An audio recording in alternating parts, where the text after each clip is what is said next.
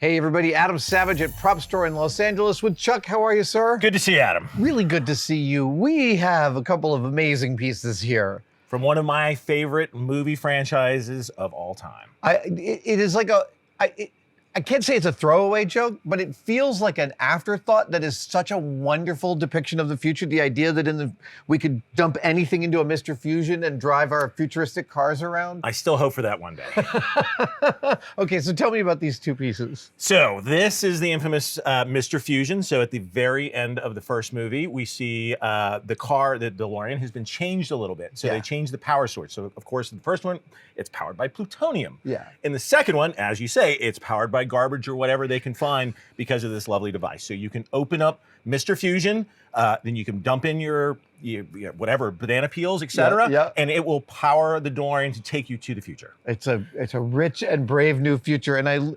this one prop has made this coffee grinder impossible to find in the world. Yes, a found item that was crafted into, again, another futuristic invention there. But what's different about these is you can tell there's a little bit of a difference. Yeah, obviously. So this is the one from the movie. This is an actual screen match one from Back to the Future 2. From Back to the Future 2, okay. That is from Back to the Future 2. And this was actually used for Back to the Future, The Ride. Okay, I was totally wondering, like, where did this fit into a movie? Because it's a little oversized. Yes, this is not a backup, no. Yeah, it's not a screen match, so this is for The Ride. This is for The Ride. So, unlike nowadays where everybody wants the perfect replica of what it looked like in the movie, they took a little bit of liberty as they were building stuff for Back to the Future, The Ride, as well as the promotional vehicles that they were using on the set, and they built these ones with larger stovepipes. So this one was for The Ride. There is a different one that was used on promotional vehicles as well that has a more similar look to it. But a lot of people that never actually got to see one live thought that this might actually be the real Mr. Fusion, because this is what they saw when they went to Universal Studios and took the Back to the Future, The Ride. And it makes sense that they would make it larger. This is an event that is going to be viewed by an audience from a distance. You want the big details that people are looking for to be findable, and you want them to be able to identify them. Yes, well, this would be on when you sat in the car, everybody got to sit in one of their own Back to the Future vehicles, and this was in the back of your vehicle. So you probably didn't focus on this. You were focusing on the screen and looking towards the future. But this was part of your vehicle, but it made you feel like you were part of, you were in a DeLorean that was on set. Now this looks like it was almost entirely fabricated from vacuum-formed styrene. Yes. Yes, wow. These are plastic because obviously this is a ride. They didn't want anybody to get hurt when they went into the ride. They didn't want actual metal pieces that might fall on people. Exactly. So yes, completely vacuum formed. This one's interesting. So the one from Back to the Future 1, or the first movie, has not been seen. But I think the speculation, and I had talked to Rob Klein, who is one of the experts on Back to the Future and wrote the Back to the Future Almanac. Yeah. But he was telling me that he thought that the first one might be completely made out of found parts, so it might be all metal. Oh. Here, the coffee grinder is an actual coffee grinder, but they fabricated the bottom parts of these, and you can see that these are molded on the inside. And these actually do look like they started as found parts, but they are not the real thing. No, they were molded after the one from Back to the Future, the first movie, but they made additional ones for Back to the Future 2 and then 3. This looks like some sort of engine housing. And if this was metal, it would weigh, in the 30 to 40 pound range at least. Yes. Like, I understand why they made castings of them. Yes, and we've seen versions of it where the tops and the bottoms have been separated, so there are different parts that are out there. Yeah. But this is one, we understand afterwards, Michael Lantieri, who was the special effects supervisor for 2 and 3, had made one for Bob Gale as a lamp.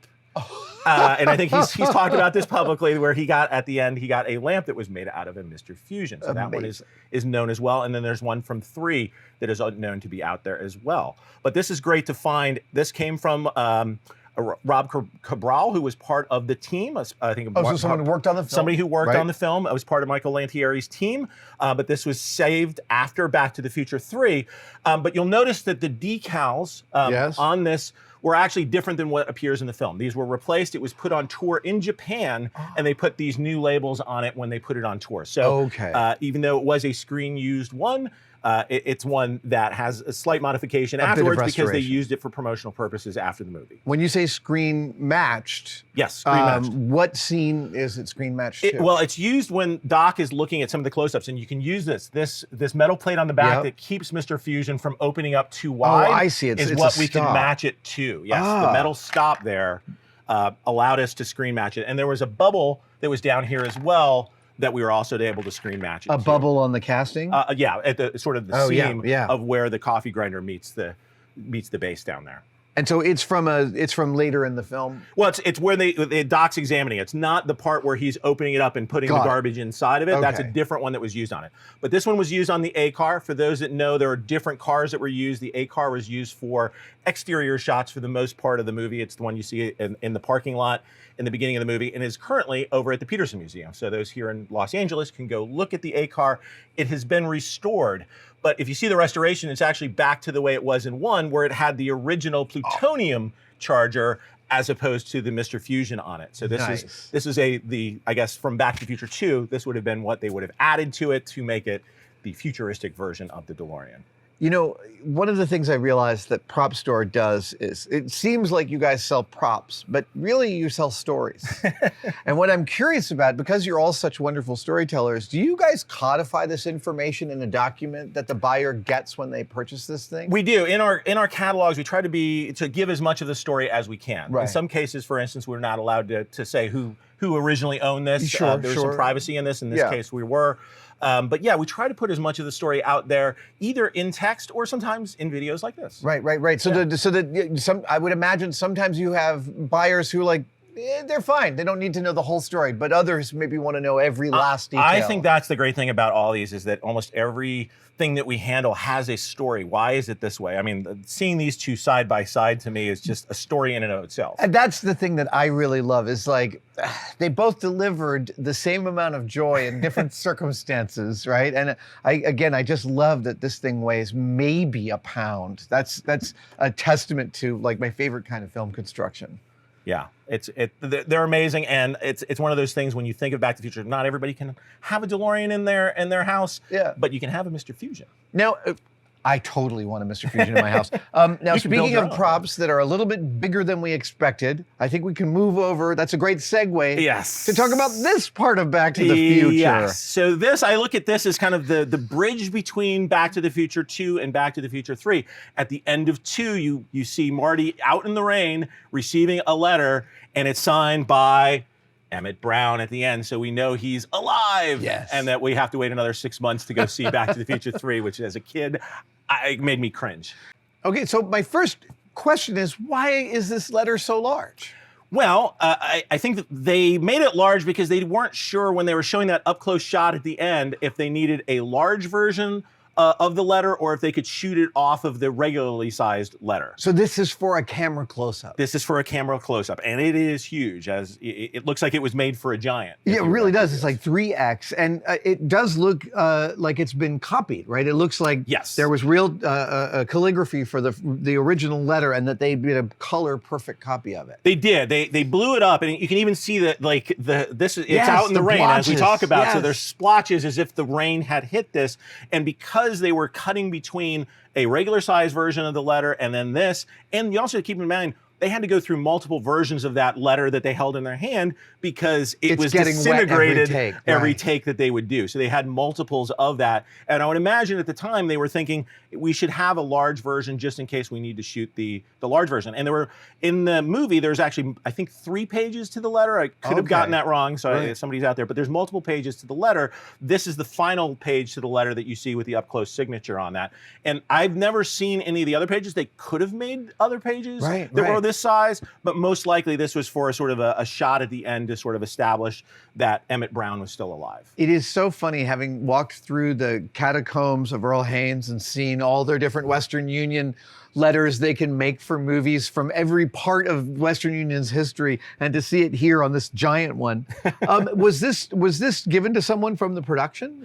How does this come about? You know, I think it's funny. Back to the Future stuff has shown up in so many different ways. There's stuff that was given to the production. There's stuff that they saved and actually reused for the rides. So when they were doing the rides, they actually went back in some cases, and some of that stuff was salvaged and used. Put some original pieces. The original pieces that were on the walls back then. And I've heard stories of how those sort of ended up in collectors' hands. So there's different ways that they could have ended up in it. You know, Bob Gale also kept some stuff for himself, but other people on the production as well. So You know, it all ended up out there. I'm not 100% sure that they actually used this in the final cut to Gotcha. shoot. We're not sure it's been I believe filmed. they actually shot off of the smaller one, is what I've told, because I believe that the Screen Match 1 is the smaller version and is out there.